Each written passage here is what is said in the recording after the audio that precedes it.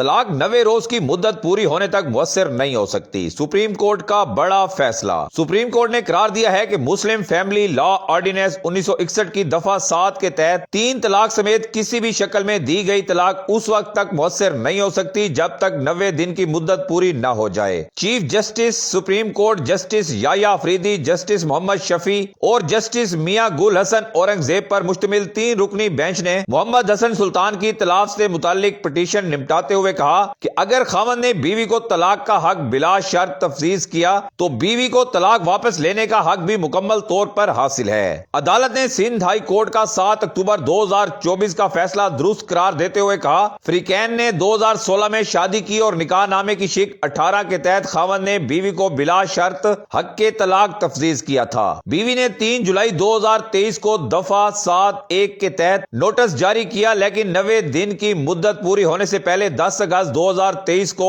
یہ کارروائی واپس لے لی، جس پر چیئرمین یونین آربیٹریشن کونسل نے طلاق کی کارروائی ختم کر دی۔ ناظرین گرامی، اسلام میں اس بارے میں کیا حکم ہے؟ کمنٹ سیکشن میں اپنی رائے ضرور دیں۔